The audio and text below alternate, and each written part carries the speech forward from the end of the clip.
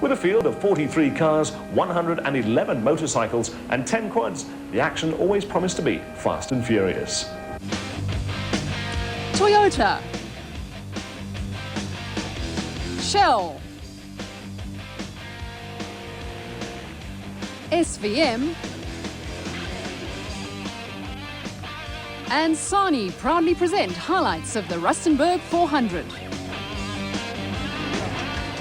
There was a little more activity in the pre-race paddock at the Rustenburg 400 than is normally the case at off-road events. A huge field of cars and bikes added to the congestion as competitors went through the documentation and scrutineering formalities. As far as Off-Road Commission Chairman Richard Leeke was concerned, the huge entry was a welcome sight. We're looking forward to a very interesting season. We've moved to 7 events this year from 6 as of last year. As one can see from the field here today, the entries are looking good and strong. We're hoping to introduce a new section within the production class this year, somewhere along the lines of trophy truck, that's just a name at this stage, where the Class E, which is the 4-cylinder, 4-wheel drive class, builds up because we're lacking entries in that class. On the specials categories, there's a very strong entry from Class A and Class B. Class C, I think, will grow during the year because of the simplification of the regulations.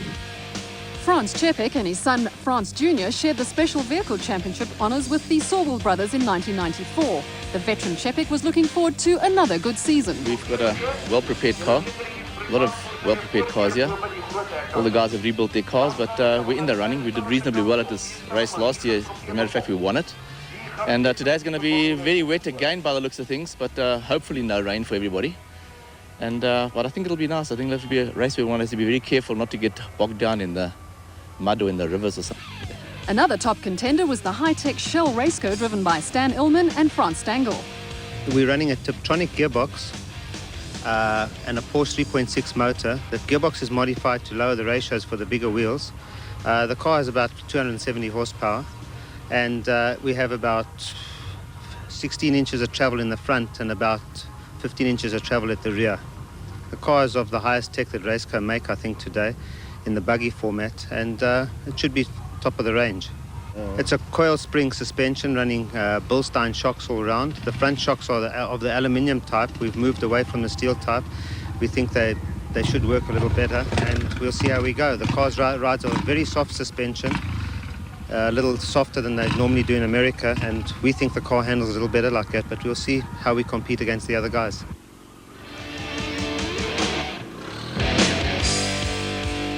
The Cliff Barker, Mike Reddin and APIE REYNEKE Lucas Dreyer combinations dominated the commercial vehicle category last year. REYNEKE, as ever, was in a cautious mood. As usual, take it easy. Just see what's the situation outside, how wet it is, and don't take chances. Because today, if you do take a chance, it's the end of the race. You can get stuck here in the mud, as I did last year. There was also a facelift during the off-season for the Nissan Sani, driven by Neil Woolridge and Paul Vermaak. Without the windscreen, it is going to be a bit tricky. We're obviously going to get dirty and muddy. But then hopefully we've lost quite a bit of weight and the car should run nice and cool, so it shouldn't be too bad. And everyone else sits in the mud and water all the time, so it shouldn't be a problem. The Rustenburg 400 also drew a full field of motorcycle competitors, with all the top names in South African off-road racing out in force. The high-felt sun was beating down on Rustenburg as the car competitors formed up for the start at the town civic centre. Large crowds of locals had turned out for the occasion, with reigning cross-country marathon champions Herman and Karl-Heinz Sulwald the first car to come under starters' orders.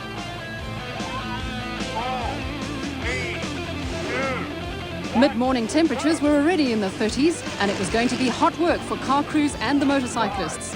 Some of the heaviest rainfalls ever recorded in the Rustenburg area during the week were also expected to provide for a wet route. KASSIE and Richard Leeke followed the Sulwalds in the Castrol Toyota Hilux, and it wasn't long before the leaders had their first taste of the wetter sections of the route. Being first on the road has its advantages and disadvantages. A distinct advantage is not having to contend with the dust up ahead. A disadvantage of being at the head of the field is having to play a pathfinding role, but it was competitors behind the Sulwalds who were at odds with the route schedule. With a couple of crews running into early problems with route finding, Rob Walk in the single-seater Super Pave Raceco slotted in behind the Silwolves.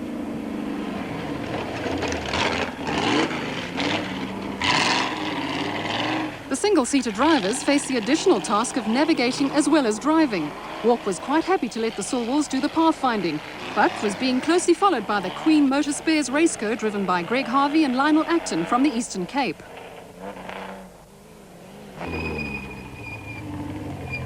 Slotting into fourth place in the battle of the special vehicles was the father and son team of FRANZ CZEPEK Senior and FRANZ Junior.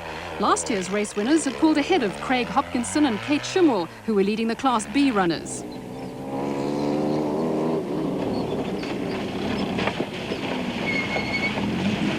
The wet conditions sometimes took their toll, and when the Hopkinson-Schimwell combination ran into traction problems in a river crossing, they were overtaken by Class A runners Nick Harper and Richard Hill in the Rock Oil Raceco.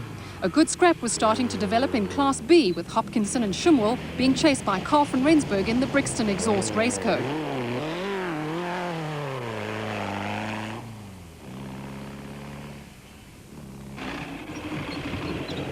Late entries, Nardus Alberts and Peter Mathieu were going along steadily in the Rapsa Raceco and were comfortably placed in the top 10 towards the end of the first of two 180-kilometre laps. The service point at the Rustenburg showgrounds provided a little respite for the hot, tired and wet crews.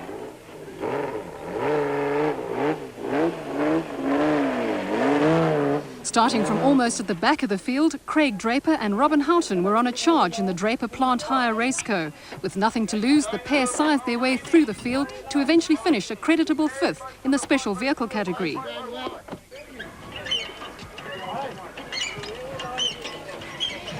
While Draper and Houghton were playing catch-up on the rest of the field, there was drama up front with Stan ILLMAN and FRANZ Stangl in the Shell Raceco slipping into the lead as other front runners ran into problems.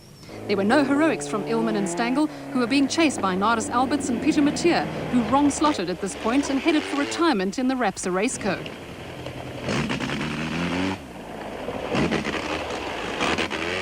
Hardest hit in the unfolding drama were the Sorwell brothers, who lost the lead through two punctures and who were trying to fight back.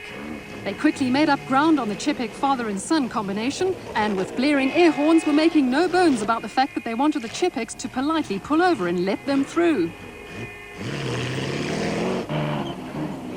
In an impressive performance, Greg Harvey and Lionel Acton were also in contention in the Queen Motor Spares car. There were also no heroics from Harvey and Acton, but behind them Rob Walk was going like a train in the Super Pave Raceco. Trying to make up time after a puncture, Walk was driving as aggressively as ever.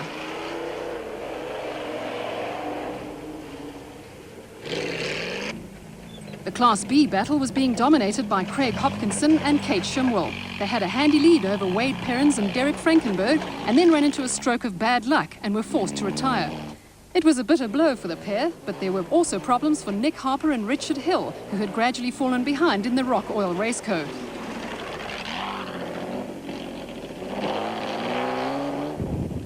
At the front of the field, it was all smiles for Stanley ILLMAN and FRANZ Stangl in the Shell Raceco.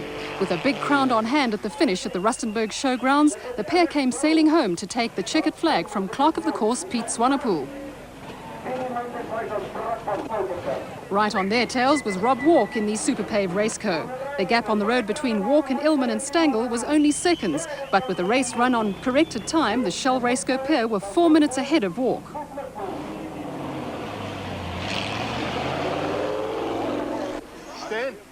There were congratulations all round for a delighted ILLMAN and Stangl, who won despite a few problems along the way.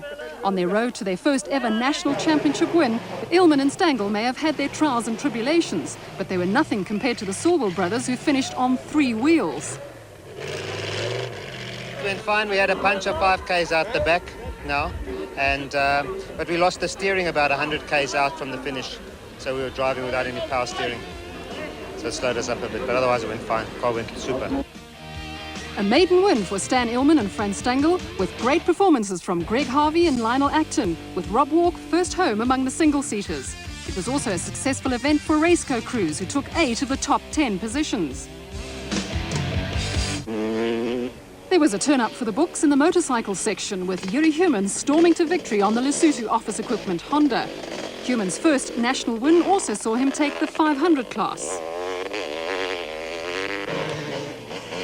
Pre-race favourite Alfie Cox on the Pro Action Castrol KTM had to be content with second place and finished just 5 seconds ahead of Darryl Curtis to win the 250 class. The 200 class went to Richard Manning on the dealer team Yamaha, who came in 5th overall.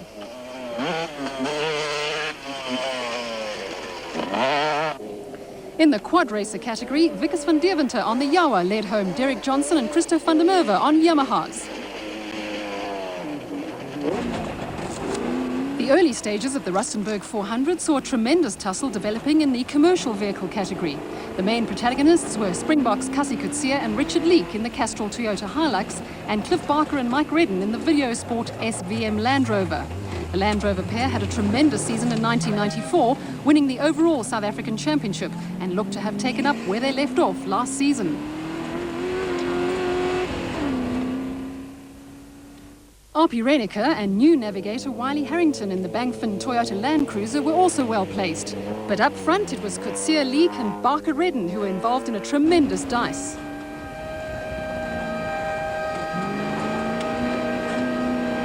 The Land Rover had closed in on the Toyota Hilux, and Barker and Reddin were looking for a way past COETZEE and Leeke, who have a tremendous record in both off-road racing and rallying.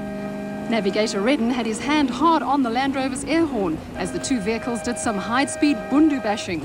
Barker and Reddin eventually took the inside line and nipped by COETZEE and Leeke.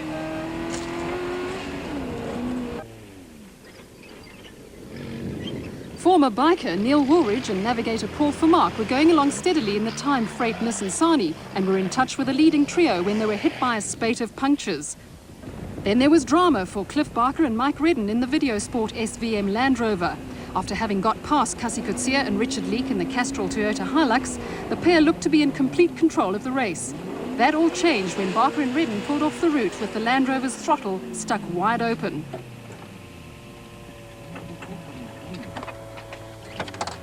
While Reddin jumped out to try and rectify the problem, COETZEE and Leeke blasted past the stricken Land Rover to reclaim the lead.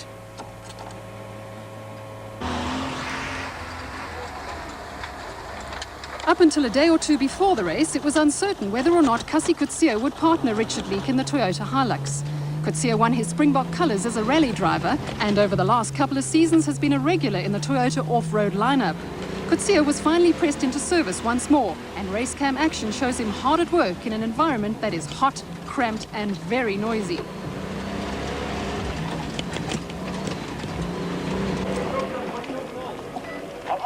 Conditions at off-road racing service points are not quite up to Formula One standards. The facilities may be a bit primitive, but the action is just as frenetic as you will find at any Grand Prix.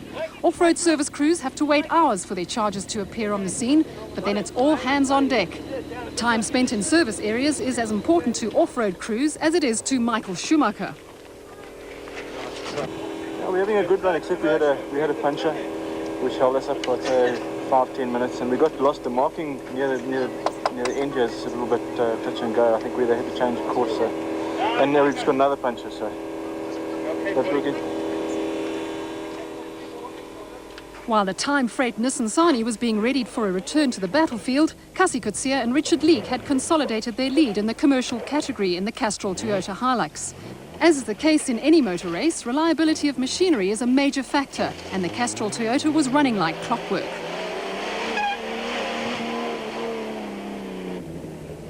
The Bangfin Toyota Land Cruiser in the hands of APIE REYNEKE and Wiley Harrington was running second on the road. Harrington is something of a motorsport all-rounder, and apart from a season or two driving off-road vehicles, has raced single-seaters on the track and has navigated for many of South Africa's top rally drivers. With their throttle problem now sorted out, Cliff Barker and Mike Reddin were in hot pursuit of the Toyota. Neil Woolridge and Paul Vermaak were also trying to make up time in the Nissan Sani, but out in front, KASSIE COETZEE and Richard Leeke were in control of proceedings in the Castrol Toyota.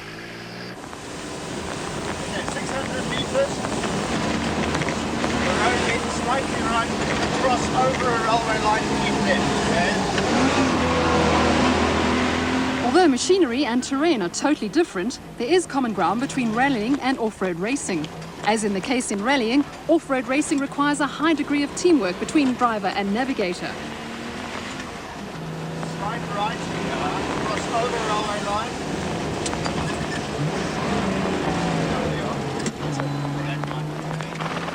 While COETZEE and LEEKE went on their merry way, APIE REYNEKE and Wiley Harrington lost valuable time when they picked up a puncture. They were not the only ones to suffer, with Cliff Barker and Mike Redden also hit by flat tyres.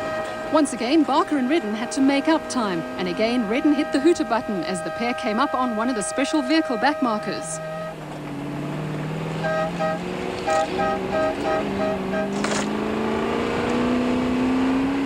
With a clean run behind them, Kassie COETZEE and Richard Leeke powered the Castrol Toyota Hilux to an impressive victory. On corrected time, the Toyota crew had 11 minutes in hand over Cliff Barker and Mike Redden in the Videosport SVM Land Rover.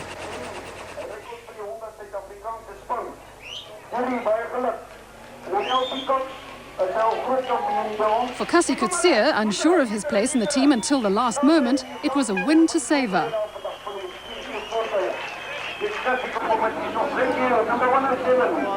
For LEEKE, there were congratulations from wife Brunel, and with delighted Toyota officials on hand to welcome home the winners, COETZEE was given an impromptu shower with the traditional bubbly.